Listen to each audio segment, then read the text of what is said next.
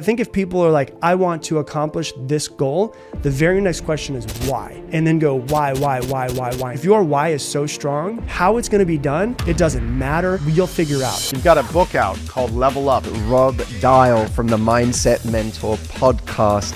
Not everything that's happened to you in your life is your fault, but whatever it is that you have, it is your responsibility to work through. If I'm gonna feel the feelings of fear, why don't I also just try feeling the feelings of success and getting there? Hey everyone, I've got some huge news to share with you. In the last 90 days, 79.4% of our audience came from viewers and listeners that are not subscribed to this channel. There's research that shows that if you want to create a habit, make it easy to access.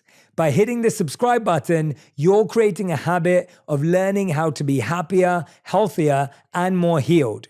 This would also mean the absolute world to me and help us make better, bigger, brighter content for you and the world. Subscribe right now. The #1 health and wellness podcast. Jay Shetty. Jay Shetty. The one, the only Jay Shetty. Why is it that we all want something? We have goals, we have things that we believe are important, but we struggle to focus on them? Yeah, well, there's a couple different things. I think the first thing is that we hold ourselves back from is we have a lot of fears. And fears, when you really start to dive into them, like you mentioned in the beginning of this, like I started talking with you about like the East and you started, I remember you told me in 2017, like you should read the Bhagavad Gita. So I literally wrote it, I got it like the next week and read it while we were traveling. And so there was that. And as I was writing the book, I was like, what's the thing? Because the original title of the book was The Psychology of Taking Action.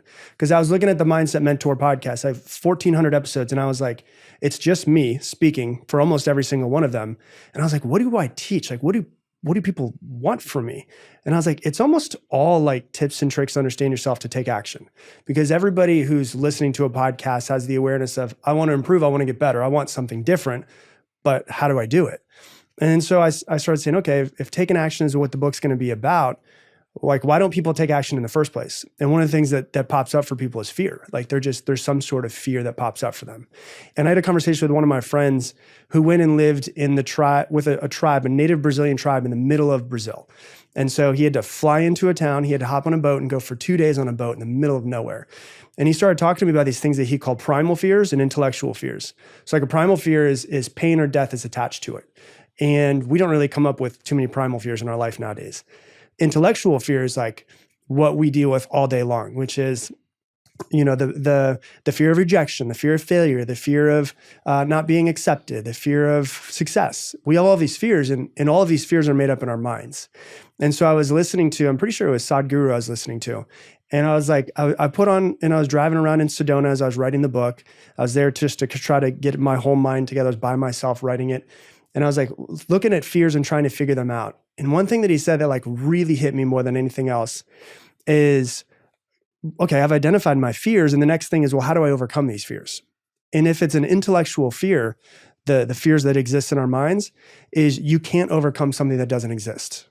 And so we basically wake up in the morning, we create the boogeyman, which is like the fear of success, the fear of failure, whatever it is. And instead of actually taking the action that we need to and focusing on what it is that we want, we take all of our focus and put it towards trying to overcome this fear. When in reality, the fear doesn't even exist in the first place. And so I think the biggest thing for most people is like the fear is keeping you from focusing. But there's also like the identity of who you think you are. And one of my favorite things is challenging who I think I am all the time. Like I love the story, and I put in the book of Jim Carrey when he decided to be in Man on the Moon.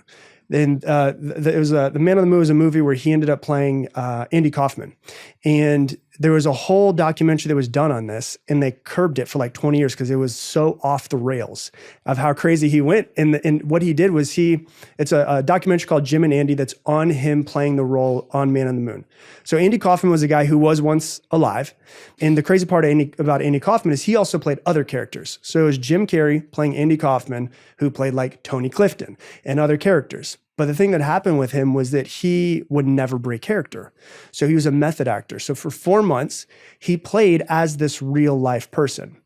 And even to the point where his driver that would pick him up in Hollywood and drive him to his house said that whoever he was playing at the time that they stopped recording, whether it was Andy Kaufman, Tony Clifton, he would play that person the entire day when he was driving him home that night, and he'd pick him up and he was still the same person, not Jim Carrey anymore.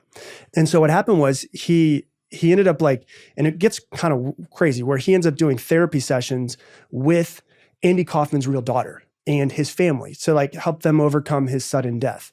And so what happens is they stopped recording 4 months later, and he's like, I don't know who I am. And he lost who he was. And he's like, I don't know my beliefs. I don't know what makes me happy, what makes me sad, what pisses me off anymore. He's like, I've kind of just lost who Jim Carrey is. And that's kind of like his spiritual awakening that you've seen him go through over the past 20 years. And he realized, if I can lose Jim Carrey, then who the hell is Jim Carrey? And he realized that Jim Carrey is just basically a character that he's playing all the time that is completely somebody else. And he could just wake up another morning and act like he's somebody else. And so I think that two of the things that really keep us from focusing on stuff is we get really afraid and fearful of making change or judgment or failure and all that. And the other thing is like who we actually truly think we are will hold us back from taking either the action that we need to or, staying in the exact same position that we're in. I love that. I want to go down both of those routes because I find them both fascinating for different reasons. And I want to go down that more spiritual, ethereal journey as well. Because but before we do that, I want to make sure that, so if we talk about the fears that people are experiencing, as you said, a lot of the time it's an intellectual fear. It's not real, but it feels so real. Feels real, yeah. Right? Like when someone says like, oh, I'm really scared about what if I get rejected from the job, or I'm really scared that my partner's going to leave me, or I'm really scared that I don't feel good enough or smart enough to make it in whatever field it is. Mm-hmm. Those feel extremely real. Yeah. How do you process a feeling that feels real, even though it may be intellectual? Yeah, well, so that's the beautiful thing about being a human. And I think it's, and you can correct me if I'm wrong, but I think it's actually in the Bhagavad Gita, it gives an example of a lion attacking you or a tiger attacking you at night.